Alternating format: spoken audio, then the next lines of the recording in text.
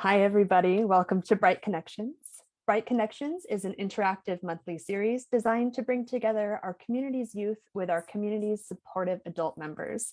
I'm Victoria Saig, Director of Performing Arts and Project Coordinator for BRITE, and also tonight's host. For those of you who might be new to BRITE, we are a nonprofit based out of Ventura, California, focusing on promoting mental health and well-being through performance and the arts. Our mission is to support youth between the ages of 12 and 25 by helping to amplify their voices around issues that they care about. BRITE is made possible through funding from Ventura County Behavioral Health Department, Substance Use Services Prevention. Thank you for joining us tonight. I'm looking forward to spending the hour with you all. Tonight's interactive discussion will be around the reality of teen drinking culture, what it can look like, the substances that are commonly available, and the consequences that thousands of youth encounter at and after parties. Since 2005, BRITE has opened the door for this type of discussion through what we call reality parties. In fact, here's some news coverage from a reality party we did in Simi a few years back.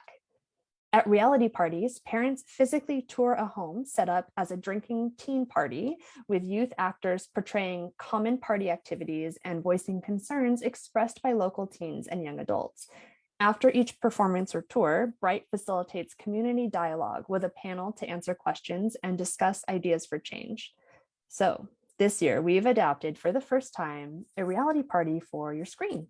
Tonight, we will watch 4 short segments of videos with a discussion with our panel after each segment. And tonight, we'll also be fielding live questions and comments from you all. So if you're watching and able, we encourage you to ask questions and comment right here on this live video, or text the number provided to you if you're watching through Facebook but don't have an account.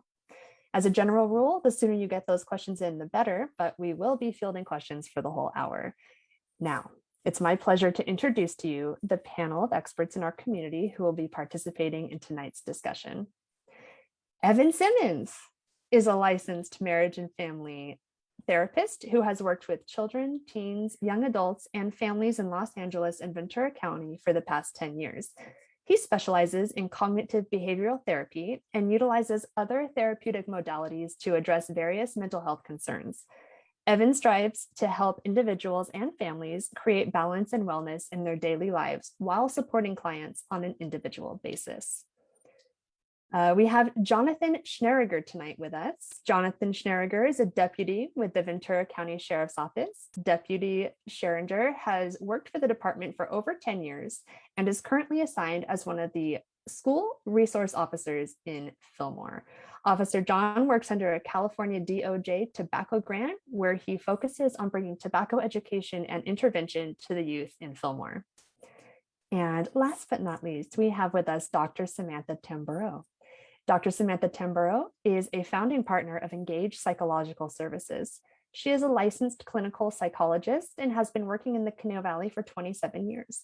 Dr. Tamburo's practice focuses on mental wellness of children, adolescents, and adults who are struggling with a range of issues. Samantha takes an integrative and collaborative approach, utilizing mindfulness, cognitive behavioral techniques, positive psychology, and strength-based skills to help support each client's personal growth.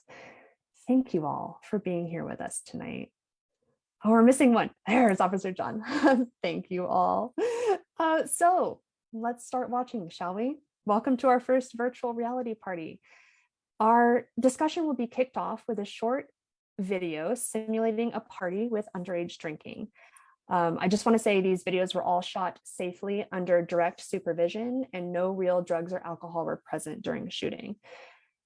So viewers, welcome to the party.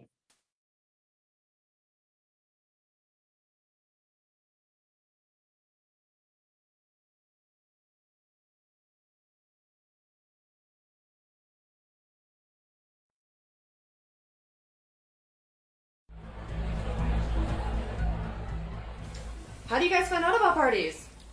You can find out about parties from friends at school. People talk, and the word really gets around when somebody's parents are going out of town. Yeah, if you want to go to a party, you can. Just text around and find out where all the parties are. Yeah. Yeah, you can even find parties on Instagram. You don't even have to know the person. Yeah, like, my friends and I, a while back, decided to throw a party while my parents were out of town, and then one of them posted it on Instagram, and like 100 people showed up. Like, it got way out of control. Yeah, I don't like to lie to my parents, and I usually don't. But if I want to go to parties, I have to lie to them. Yeah, me too. But you know what I do? I tell my parents I'm gonna spend the night at my friend's house, and then my friend's gonna spend the night at my house. You know, that's what she tells her parents, and then we just end up going out all night. I don't tell my mom anything. She doesn't care about what I do or where I am. So You're so lucky. My mom's tracking me with my phone GPS. Oh, wait, actually, there's a way around that. Yeah. Wait, check out. There's this app you can get. It like spoofs your location and makes you look like anywhere. You just like choose it. Wait, what's your Insta? I'll DM it to you. Oh, here. I don't need to worry about any of that because my parents actually trust me because they know I'm doing well in school and like I'm an avid and everything. And they think that the Sharpie you're holding is an actual Sharpie and not a vape. Look at mine. It looks like a pencil sharpener or a highlighter, but actually it's a mango flavored vape. Does anyone want to try it? Take a hit. Yeah.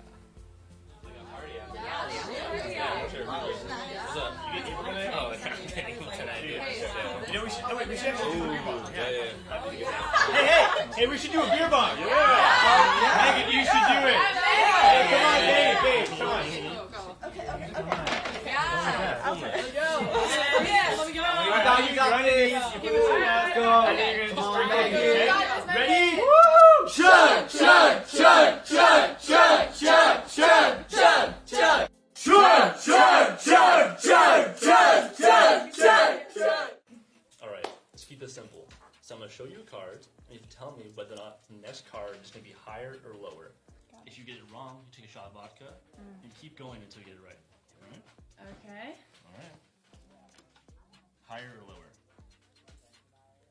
Higher. Drink up. Higher or lower? Higher? Drink up. Higher or lower? Lower. Drink up.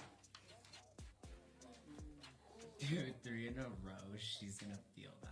Higher or lower? Higher. Drink up. Higher or lower? Lower.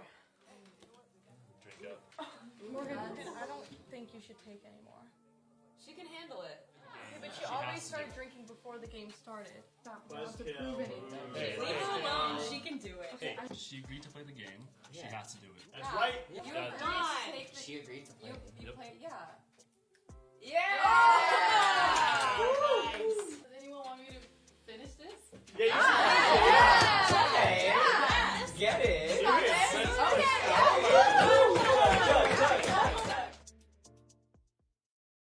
You ever wonder how they get all this alcohol? They can't just buy it, right? We can totally buy alcohol. If you know the guy at the liquor store or have a friend that works anywhere, it's no problem. A lot of us have fake IDs. Sometimes the clerk at the store or the guy at the bar can tell that they're fake, but they don't really care. Or you can just do the hey mister thing. Wait outside of the store and then when somebody walks by, ask them to get it for you. It's usually pretty easy to get them to buy it. They understand. Yeah, and we all have friends that are over 21, so they can buy it. Sometimes we all pitch in $5 and we can get a cup and drink as much as we want. Stealing alcohol is really easy too. You can just go into a grocery store, put alcohol in your cart, and walk right out. If you make it out, you're fine. They have a no chase policy. But why steal alcohol if your parents have a fully stocked bar? You can just water it down or just take it. They usually don't even notice. Alcohol is the only thing at parties. I just found this oxy. Besides weed and some other edible treats, my favorite thing to do when I go to a friend's house is first go to the bathroom so I can raid the medicine cabinet. Did you just get this? Yeah. That's crazy. Well, if you don't want all those like pills and alcohol slow down your party game, have an energy drink. These things are so awesome. They're filled with caffeine and like B vitamins, so they're good for you. Also, you can just like mix stuff in here, like gin or vodka. It's like sneaky booze, you know? I was drinking one of these for my mom. She didn't even notice.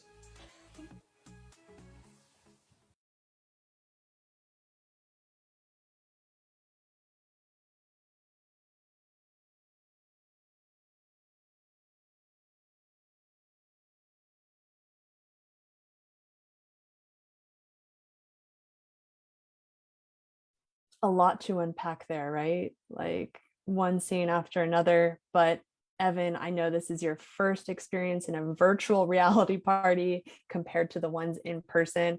Let's talk about it. What'd you think? What'd you feel? That was awesome. I think it's one of those things where just like a lot of things, there's been a lot of transition and change. I think as much as I was kind of looking through the lens of an adult, I was also trying to look at it through the lens of like some of my clients and was feeling the piece of like, oh, they would definitely be cringing at this or have commentary. But that reminded me like why we do this is to have that conversation, to be able to talk about why it would be cringeworthy or why a lot of stuff would be so brand new. So I really appreciate kind of being able to see how the scenes were woven together and just kind of that creative piece like come to life because it is that conversation starter that we're trying to have. Absolutely. And Dr. Sammy, I know that you're also joining us as a mom, right? Is it putting you too much on the spot to ask you for your lens that, as Evan said, cringy a little bit? Watching this as a mom, like, how does that feel? Well, as a mom, you're definitely hoping that your kids either don't have to be in some of these situations or aren't doing some of the scenes that we're going to see. But at the same time, really more about how do we talk to our kids about these things that are going on so that if they are put in situations that they have some support in feeling like they know how to manage it. I'm definitely hoping to get back to our live reality parties someday, but watching those scenes in video, it was pretty amazing. Absolutely. And something that I started writing down the things that I wanted to talk about while watching this video with y'all, and then it just got too much and all over the place. So I wanted to turn it inward at questions that are coming into us. We have a question from Fernanda that was emailed to us. It says, how much drinking is due just to curiosity? If I let an underage person try alcohol, is that a good idea?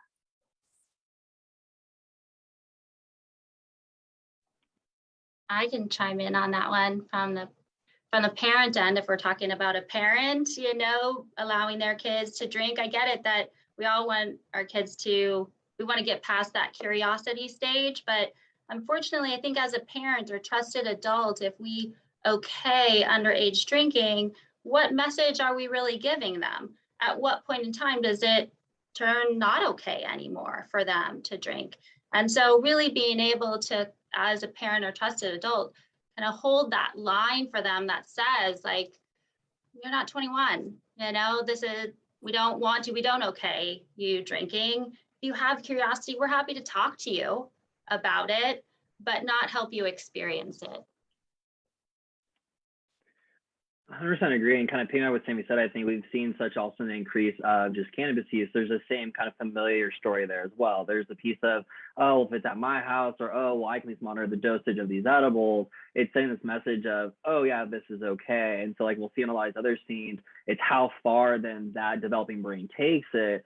And, and these videos will, I think, highlight, hopefully our discussion as well, but just that importance of having a discussion of, yeah, you might see it highlighted in this way, but yeah, you're not 21. These things are not legal for you. And not even having to go into the lecture about brain development, but really just going to kind of talk about, well, why do you think this is an okay thing? Or tell me from your perspective. So I think it's more of a talk of as they get older, how that might change or having their viewpoints might change, in the next 6 months from what they're thinking now. Yeah, I think kind of with that as well, there's a boundary issue that that say no to underage drinking sets, and if you let them cross those boundaries, what other boundaries are the students or kids going to cross? And then we have difficulties in school or just inside the home rules. And well, you let me drink, so why should I have to have a curfew, or why should I have to listen to a teacher, or any of those other things that this kind of hard set boundary. When we erase it, what else do we get into? Absolutely. So with that dialogue then between the parent and their child, or their guardian and their child, is there a good way to start that conversation? Is there something that can make that a little bit easier to broach a topic that's maybe awkward to talk about? I think that's kind of what the reality parties were started for, is to be that jumping off point sometimes for parents, because it's kind of awkward sometimes to just out of the blue start talking about something. So that idea that coming to a reality party or watching a virtual reality party is a way to create that jumping off point for your kid of like, hey, I just went to this event, or I just watched, this virtual reality party, and wow, like these are some of the things that were in it. Like, are those things that you're seeing? Have you come across anything like that? And even if they don't want to talk about it, it helps them to see that you're willing to talk about it. Cool. Yeah. When I remember as a kid, when I saw my parent willing to talk about something, that was in itself like a game changer. Evan, I see you nodding. What can you add? Well, the same thing. It's coming from that place of just, being humble, but curiosity, and being able to kind of have the humility as an adult to be able to say, yeah, I watched this thing and I have no idea either what half of it is, or I know I've seen these things, but can you explain it? But I also think too, it's being able to utilize other just resources that are in your own home. So whether it's a video game or movie or TV show or whatever else it might be, that you kind of have consistent interaction with, and being able to just kind of use that even as a stepping off point of, oh, like I didn't realize they still did that these days. And like, even though it sounds like it's like something your parents would say, it's being able to really sit in that and own the fact that it's like, yeah, you're probably at that stage because you're a parent and you're kind of getting it at this point. And like Sam was mentioning, like there is such a different view and different kind of, I guess, perspective when you look at it from somebody who doesn't have kids versus somebody who does have kids, or somebody who is a new parent just wanting education for when their kids are 15 years down the road. It is just kind of from the place of, I don't know, like help me learn with you, and be able to kind of really approach it from that standpoint too. I like that a lot. Something I heard, and maybe you can say if this is good advice or bad advice, but some advice I've heard given about how to talk about things that might be awkward or unsettling with your youth is to do it while you're driving. Like maybe if they're in the back seat and you're in the front seat, there's not like the staring at each other involved, and there's like a task at hand. Have you heard that? Is that a good idea? I've done that. It's a wonderful place to keep them captive in the conversation.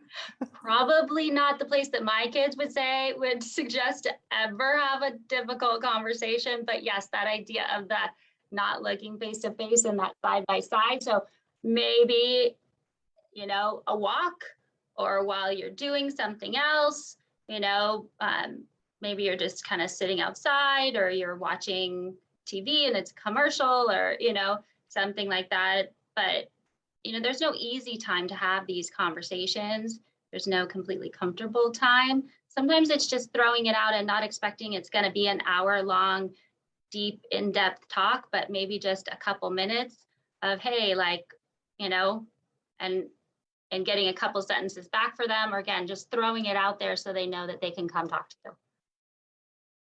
Thank you. So unless I have any panelists who want to chime in on anything that we saw in this last video, I want to move forward to the heart of the party, the peak of the party, and show our viewers what scenes go on in that moment. Y'all good? All right, let's watch.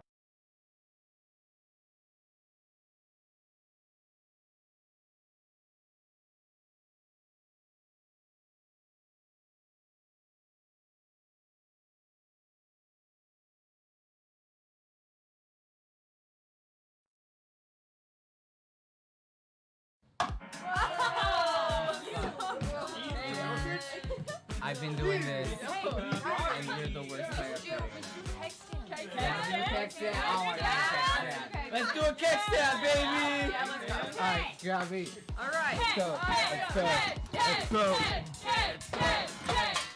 10, 9, 8, 7, 6, 5, 4, 3, 2, 1.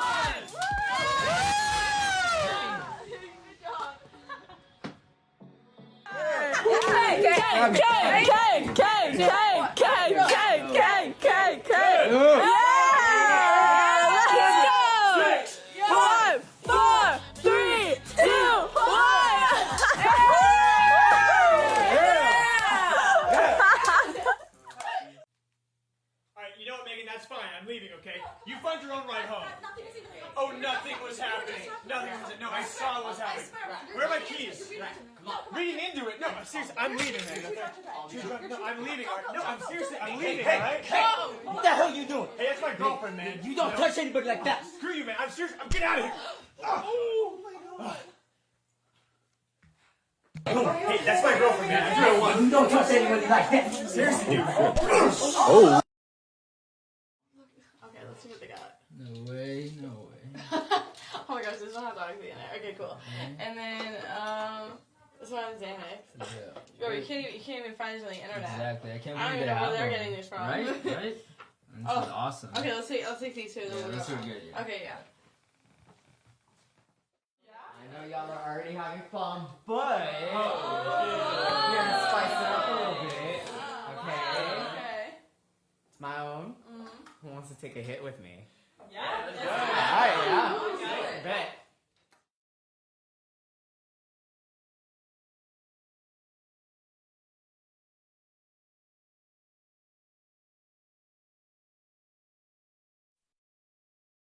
All right, that's kind of hard to watch.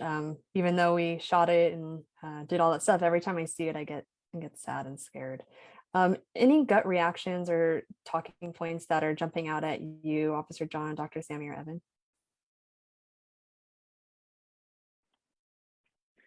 I mean, yeah, I think it definitely highlights that other piece that we don't often want to have conversations about, but it is the piece of how we relate to peers and how even teens relate to their peers, you know. And so whether it was looking at the captions in the TikTok videos or in some of the snaps and stuff, it's being able to kind of recognize that some of this is so glorified as an okay thing that it really kind of bypasses the fact that not only in the scene did the character, you know, push his girlfriend down the couch and then get into a fight with somebody else right after.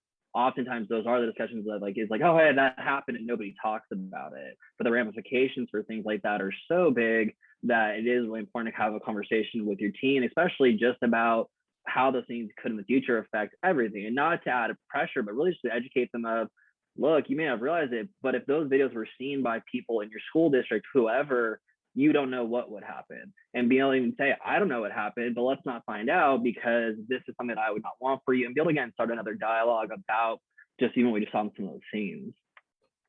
You say if these videos are seen, you don't know what would happen to you. I think Officer John might have an idea of some things that might happen.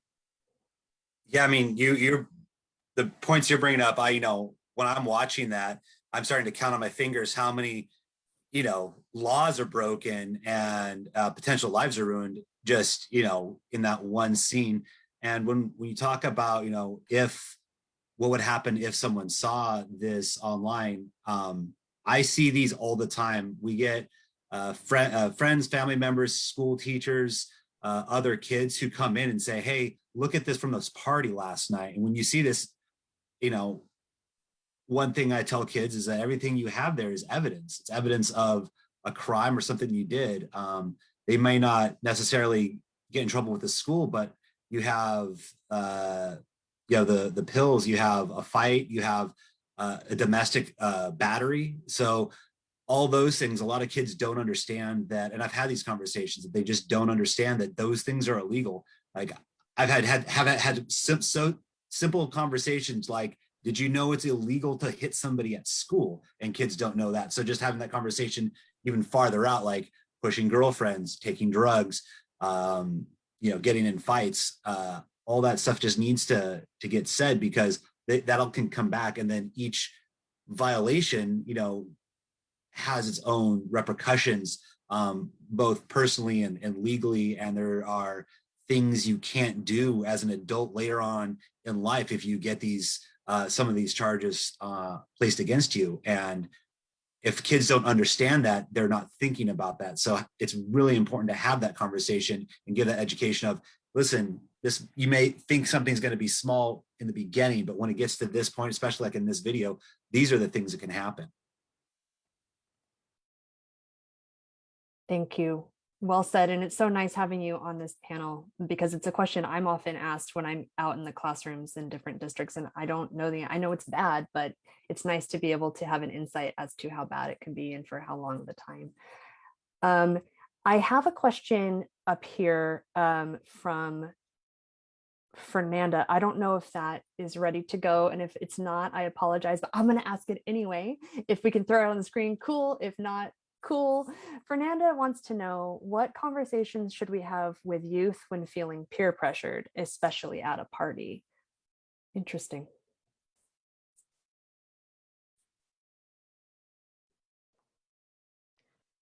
I think starting out, again, in these conversations, it's very hard for me not to come from a parent point of view.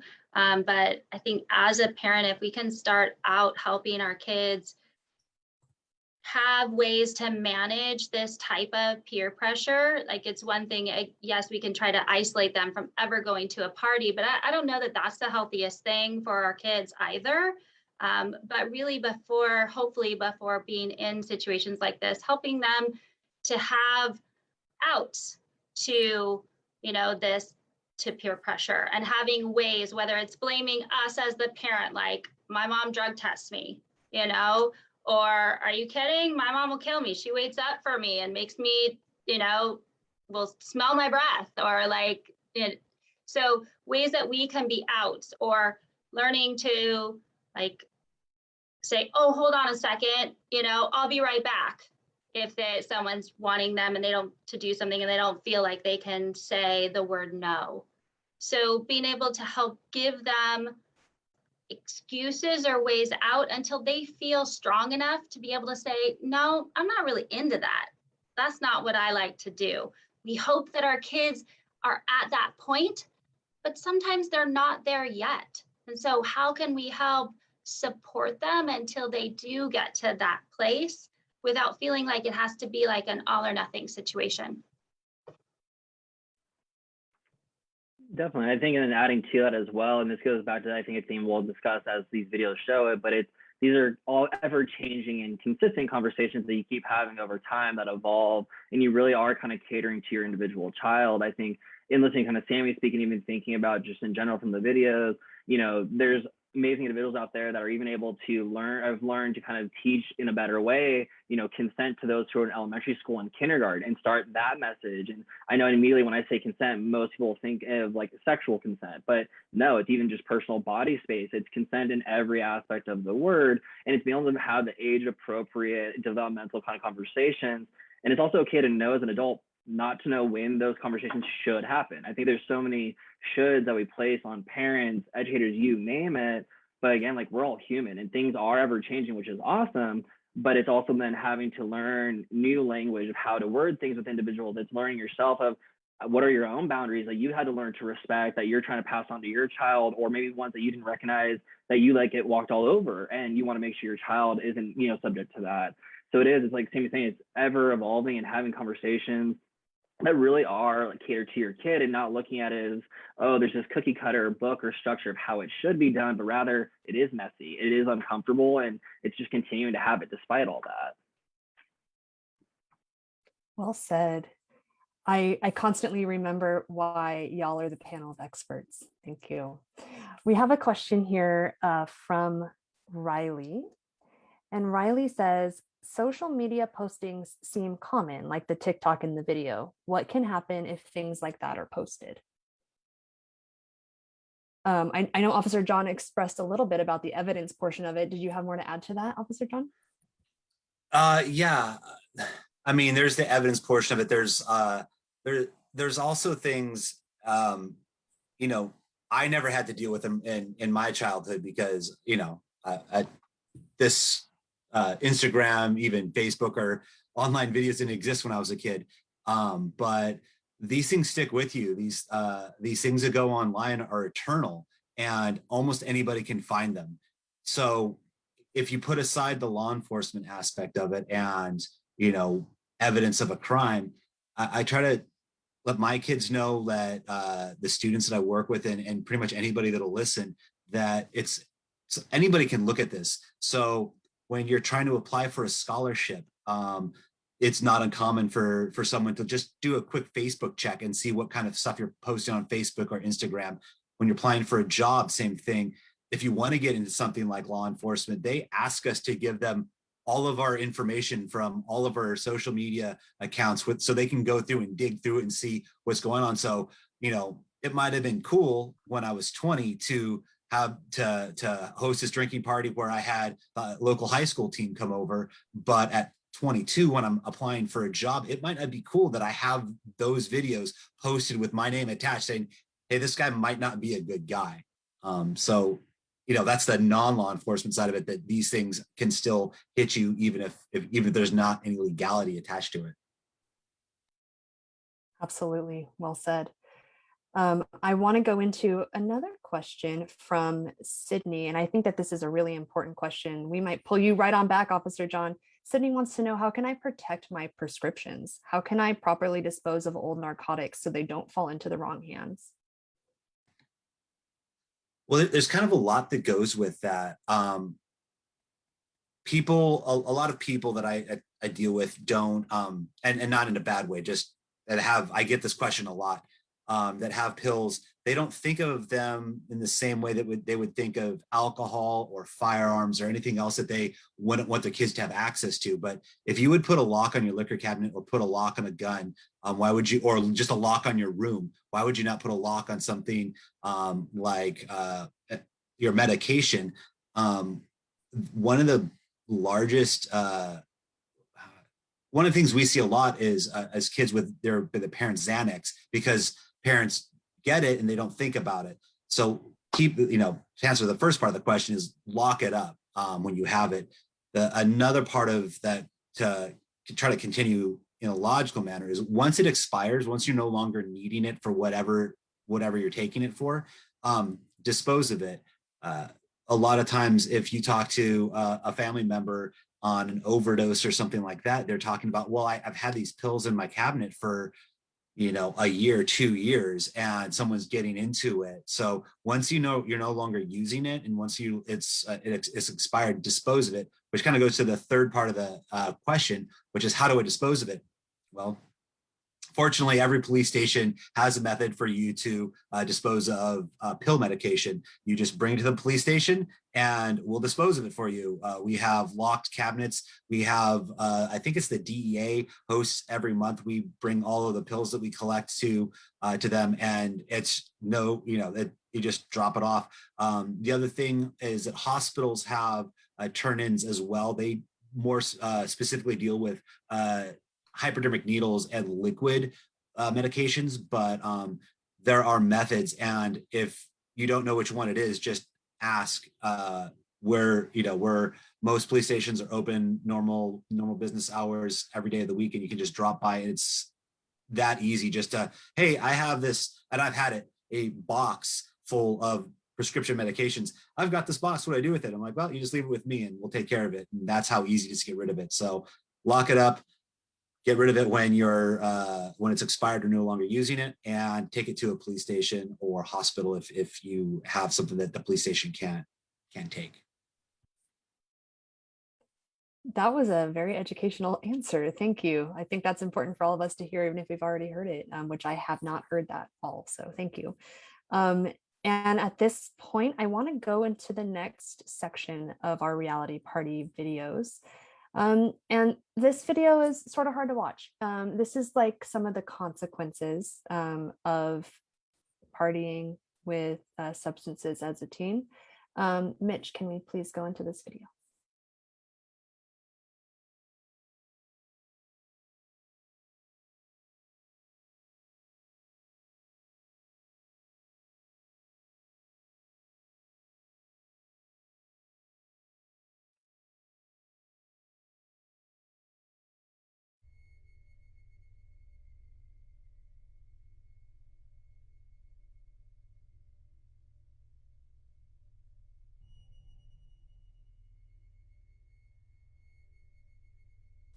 Hey there.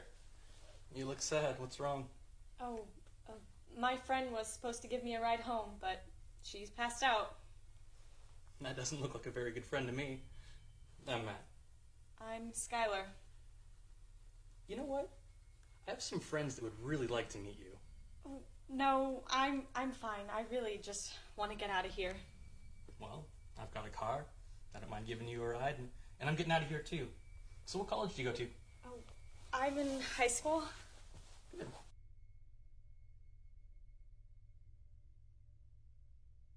Yeah, I think Megan and I are done now. Look what's on the couch.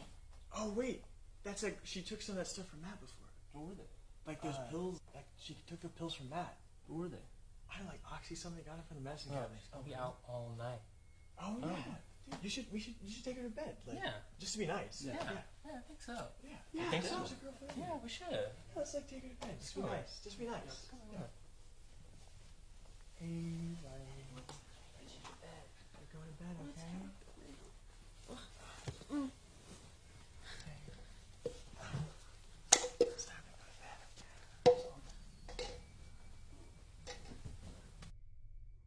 I remember my clothing being taken off, and I swear I don't remember anything else.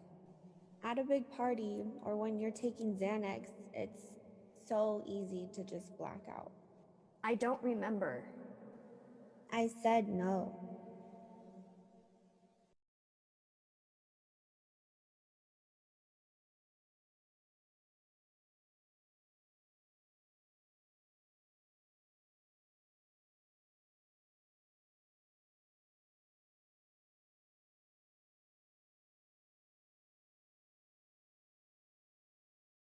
Thank you for watching that difficult piece. I find the need to remind myself and others that we have hired super talented actors, which makes it seem uncomfortable, and it is. And this is why we need to talk about it. I keep coming back to what Dr. Sammy is saying. This is what we need to talk about and why we need to talk about it.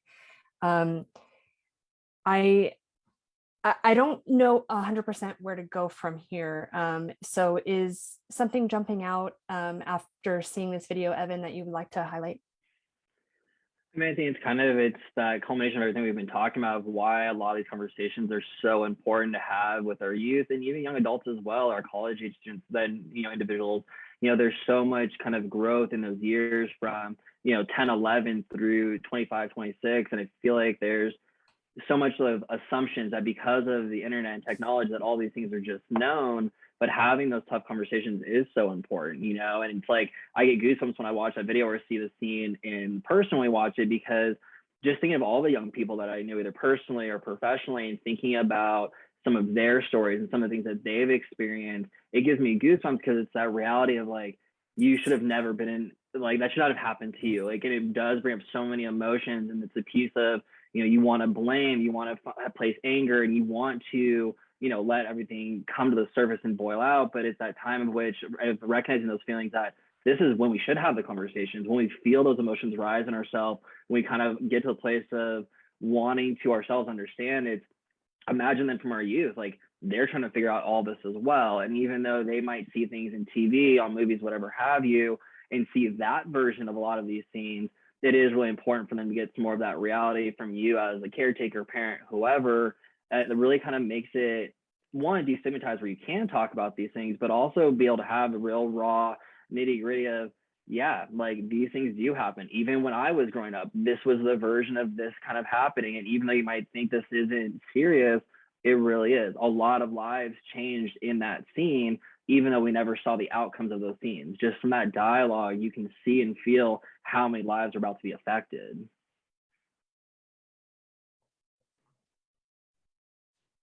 Yes. Thank you, Evan. Like, being the mother of 3 teenage girls, that scene always kind of makes me pretty sick to my stomach. Obviously as a parent, and, we get so many times, whether that's personally or professionally, so many times of, gosh, how do I make sure that my child is never in that position? And I think, yes, we can talk about, yes, we have to talk about that those situations are real and they do happen, and that we definitely want to avoid them and help our children figure out how to protect themselves, whether it's from the peer pressure of taking the girl upstairs or being the girl who's passed out or going somewhere with a stranger in some way. But and I think, how do we stop that from happening? Well, I think, Victoria, everything we've been talking about today, starting these conversations at that beginning end of where, even just being able to start out with talking about going to a party, like that's the first step. when we jump in straight to this, like, well, you could pass out and then you could get raped. And, I think sometimes that's when they stop listening to us, when our anxiety gets so big that, we go to the deepest, darkest thing. And so being able to help them tolerate and be a part of the conversation by starting out with the beginning. Hey, do your friends go to parties? Do you want to go? Even that question of, hey, would you ever want to go to a party? Like, let's talk about that, So, the hope is that the more conversations that we can have, the little conversations, that they all add up to being able to help our adolescent manage a situation like we just watched. Powerful insight, Dr. Sammy. Thank you. Evan, I saw you unmute and now you're muted. What's going on over there? Part of it was an accident. That was my bad. But actually, like in listening to Sammy talk about that as well, and looking at the preventative measures, like what else could you do to make sure that they could stay safe in those situations? So it's being able to have the conversation with your kid about, if your friends are all passed out, who could you call instead of leaving with that stranger? And it's that piece of, yes, we hear stranger danger, like don't go with strangers, don't do all these things. But I think we really underestimate in those situations when the fear of how are my parents going to react that it's past my curfew, the piece of I'm so far from home, I just need to get there, or I have something first thing in the morning, I need to get home. We really underestimate what that pressure and that feeling itself does drive individuals to do. And it isn't always what we would call like the wise or smart decision. So if you want to have the conversation with them of, hey, if you are stuck, here's who you can call. If you can't get a hold of them, here's who you can text. Like really being able to go through that game plan of not a matter of like if, but when you're in these situations or you witness somebody in these situations, here's how you either can step in or you yourself, keep yourself safe in the long run. Thank you. Also perfectly articulated. Oh, Dr. Sammy. Or even you can call me, no questions asked. Because I think we'd rather have our kids, instead of not going, yes, we'd rather have them not go and not be in those situations, but I think we'd rather have them call us and know that they can call us when they are stuck. Yeah, that's huge. I see a comment here, and it was actually done by our BRITE staff, and it's so important for me to verbally articulate, which is the scene you watched depicted a young girl being passed out, but we worry about our sons too. The issue is gender neutral, and we need to worry about all of our children. And so I do just want to hang a lantern on that. I do think we might be approaching the time to go into our final video and then talk about kind of everything as a whole. So the final piece of our reality party video here is going to talk about some consequences and some realities that have happened toward the end of a party when it gets a little bit out of control. Mitch.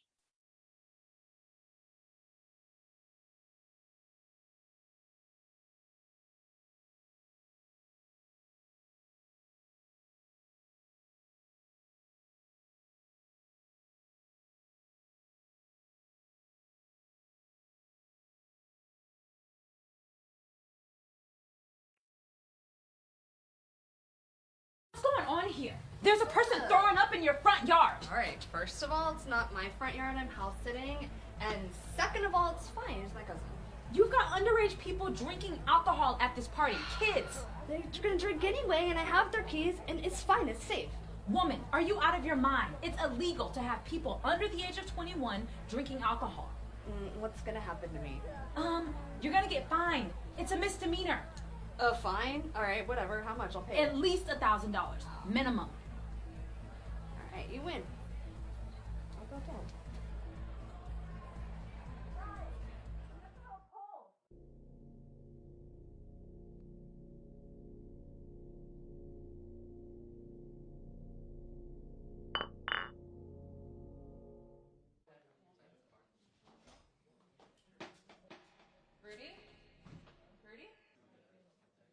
Guys, he doesn't have a pulse. Oh my goodness, are you kidding me? Oh my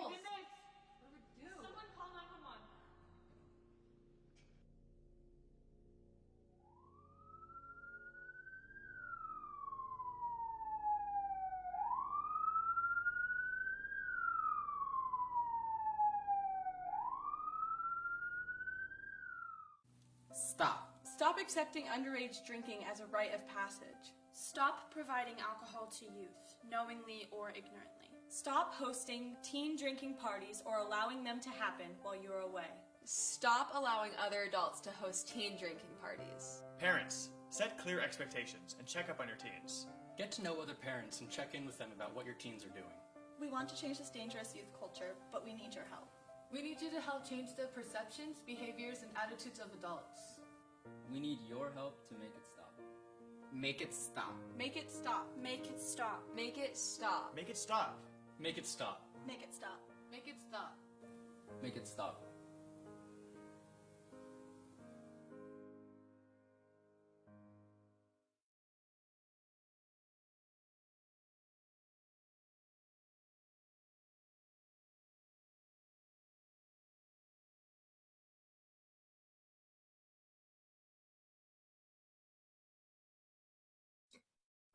Such a powerful ending, right? Make it stop, help us. I did not get a chance to ask a question from Mike, and I do think that it's an interesting one, so I will ask it here now. It might be up the alley of Dr. Sammy or Evan. Mike wants to know, wait, wouldn't all this just be bad parenting from the parents? An interesting thought. It's hard. I don't need to laugh when I answer this. Here's a bomb of a question for you, Evan. Have fun. I mean, I think it's really tough. I think it is very easy for us to all parent shame and kind of go to this place of I would never, or, you know, this is this or this is that. But I think it comes down to kind of anything. It's these are, you know, parents raising these specific kids for the first time. You know, and every kid and every family is different. And so what may have worked for the oldest sibling may not work for the youngest sibling. And so, yes, at the core of it, could there be parents that are generally just not good parents? 100%. But I think even with that, that comes to the point of this, it's education. You know, so it's being able to at least provide education for individuals to at least have another platform to themselves to know that kind of, is this the best choice? Is this not the best choice for me to make with my kids and their friends? But I do think it's really hard because we do want to look at it as like, no, they're a bad parent. They're horrible. How could they let this happen? But then we often forget, well, like, wait, when I was their age, I was almost like dreaming for these things or whatever it might be, and forget that it's, you know, it's all new. We have to be able to have conversations, even as adults with other adults, just about that of what are you as a parent okay with? What are you not okay with? But also knowing that, like, you know, we're not perfect. Yeah, we're not perfect. Yes, thank you. Definitely not perfect. No one is.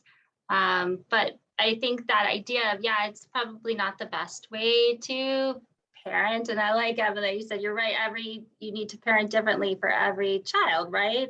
And some parents might say, well, that's what my parents did and it worked for me. Like, you know, like I didn't want to drink, or I knew how much my limit was, or whatever it is.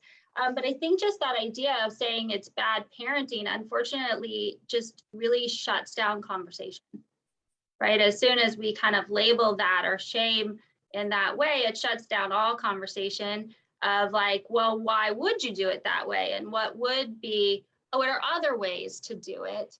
And being able to kind of, instead of judging each other, be able to say, hey, look, that's one way of doing it. Have you ever thought of this way?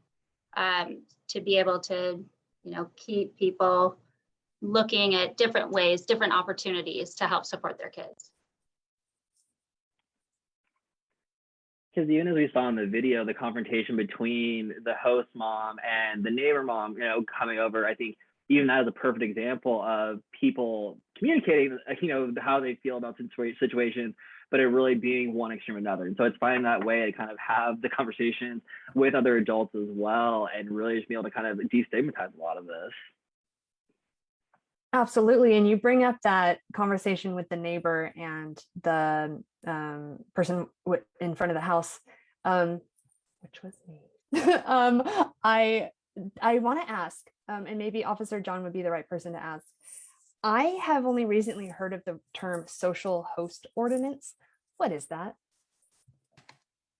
Well, a social host ordinance is a local ordinance that, among other things, makes it illegal for somebody to provide alcohol to somebody under the age of 21. and it is a misdemeanor. But one thing I want to point out, because we talk about the social host ordinance, and it doesn't sound like scary, you know, like, oh, whatever, I'm, you know, even it's kind of like, well, I'll get fined $1,000, maybe I won't. But there's a lot of other laws that go into it, because you have social host, but then you also have contributing to the delinquency of a minor. So if someone's giving a minor alcohol, that can come into effect. And then as you get more serious, when we look into things like the kid overdosing, you're looking at our child endangerment laws, which are actually felonies, especially if it's bringing the likelihood of serious bodily injury or death, which if someone is not having a pulse and overdosing, that can come into play. So it's not just a social host ordinance that you're looking at when you're talking about the legality of things, but you're looking at all these other laws that can compound on if you decide to make that bad decision of, I'll just host a party for my kids and monitor their drinking because it is illegal. But then something that kind of I was thinking about from this last video and the video before that is, you know, those are all consequences after the fact that the police or the law enforcement comes in on. And you know, I've unfortunately had to have been that person that goes and takes these reports. Either it's an overdose or it's unfortunately something, you know, sexual nature that happened to a kid. And it's awful. It's as a deputy, as someone who's taking the report, it's awful. It's awful to see the look on the parent's face, to have zero power in what happened. And it's awful to look at this young person whose life is forever changed. And when you think about what could we have done to avoid this situation, I can prosecute, or I can arrest and ask the district attorney, and we can prosecute as much as we want, but no amount of time in jail or in prison is ever going to take that innocence back from our kids or bring that life back from where it came from. So I would think the thought I had after all that was that feeling in the pit of your stomach at the last video when you see somebody overdosing, or that really horrible feeling that you feel at the video before that when you see those, you know, those, we know where they were going. Take that and use that as your motivation to talk to your kid and get over that uncomfortableness. Like, it's uncomfortable to talk to your kid. I have kids, and it's uncomfortable to talk to them about stuff, but I just think about that horrible feeling, and what's worse, that uncomfortable feeling or that really god awful feeling that you have zero power. So as far as consequences goes, that's kind of where I laid my hat. I think adding to that too, and as we're talking about like the social host ordinance and like the kind of that fear, like as a consequence for like the adults that are involved here too, I think it's also really important to look at the fact that as like teens or youth are at these parties, what they could also do as well. And so it's being okay to call the police on your own party if a party gets out of hand, and be able to handle it like a young adult, even if you're 15, 16, by letting them know, I only was intending for X, Y, and Z to happen, or, you know, 5, 10 people to come over. This is the situation. And it's being able to find that confidence and comfortability to call for help in that kind of way, and using the adults that are around for that support. Because in those situations, same thing too, if somebody is overdosed, not being afraid to call 911, or if somebody's on the car ride home really ill, not being afraid to take them to the ER, you know. And as parents or caretakers, really kind of educating our youth on those things as well, because in those moments, most individuals are going to freeze. You know, they're going to be in this mindset of, I don't know what to do. And it's like anything, like we've been talking about, the more often you have conversations about what you could do in your prep, it's not to increase their anxiety. It's not to increase, you know, any negative emotions. It's to increase that good anxiety. It's that piece of, oh, I can handle myself in this situation if for whatever reason this were to be the situation, you know, but really highlighting that you can call the police, you can call paramedics, you can go to the emergency room, and the consequences may in some fashion for somebody be there down the road, but the consequence of potentially saving somebody's life is definitely the number one, and that should be on the forefront of anybody's mind. Just on that, like, we have laws specifically protecting people that call the police on overdoses. I just want to make that, would be horrible if I didn't point that out there. If you call it on, say, you know, on that instance where we want to save someone's life, we don't prosecute on the fact that you're drunk too, or that you're high too, or whatever like that. It's all about saving lives. And And like you say, hey, call the police. Please call us. Say, if you're the person that calls and say, I don't know what to do, I need help. We show up to help. That's what we want to do. We don't want to come in there and be the bad guys and do things like that. I even have a kid who, he'll text me and say, hey, if you're working, I need a ride. And that's just his code for, could you show up in black and white and pick me up? And that way I'm out of this situation. And that's what we do. Officer John, is that the Good Samaritan law where you can call to save a life? Yes. Yeah. Cool. Thank you. I have a question here. I don't even want this hour to end, but I know we're approaching the final couple minutes of our time together. And I think this is a great question to end on. It kind of puts a bow around the whole thing. Miles asks, how can I help change the underage drinking culture in my community?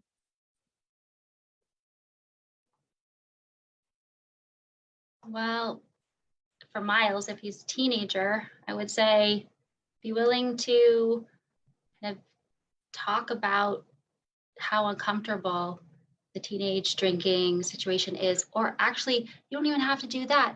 Just find some fun things to do. Like in Thousand Oaks right now, there's Reign of Terror, which is a great. So go take your friends and go, instead of going to that party and supporting, the continuation of those events, to go and find something to do that doesn't have to do with drinking or drugs, and to say there are other things that we can do.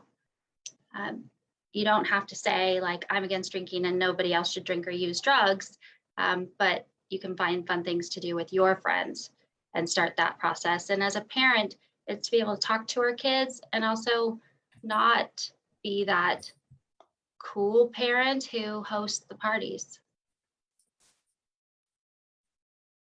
Well said. And the Reign of Terror is really cool. Officer John, I saw you unmute.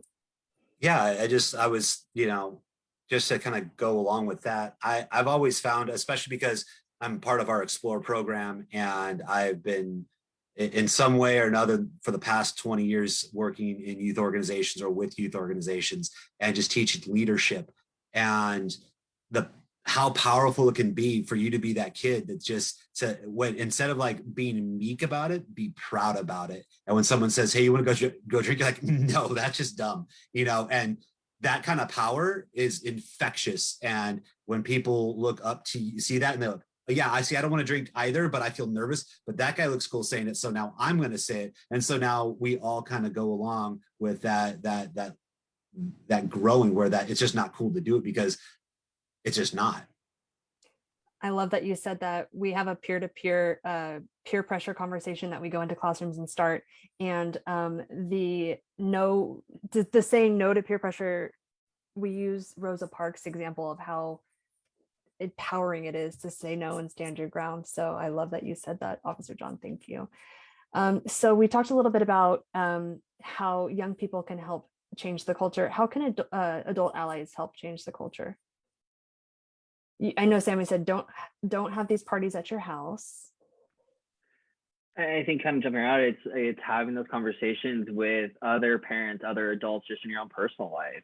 And to be able to be honest about what you are, again, okay with versus what you're not okay with, but also recognizing that if you're coming from a place with a friend, coworker, whoever it might be, a place of judgment based off what they do in their spare time or free time, you yourself might actually be closing up a very good avenue of even getting information and getting to know your kid in a different way, because this is somebody that is in their life too. And so it's really being able to check our egos at the door and be able to have conversations with others just about keeping the kids safe, but not from a place, again, of creating anxiety, but just more the place of like, hey, look, I know you smoke on the weekends. We've been at functions together. Like, I know that's your thing.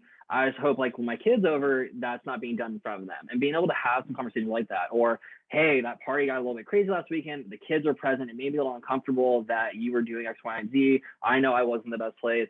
Could we just like kind of talk about like what that was like? And again, being even as adults, have uncomfortable conversations with adults.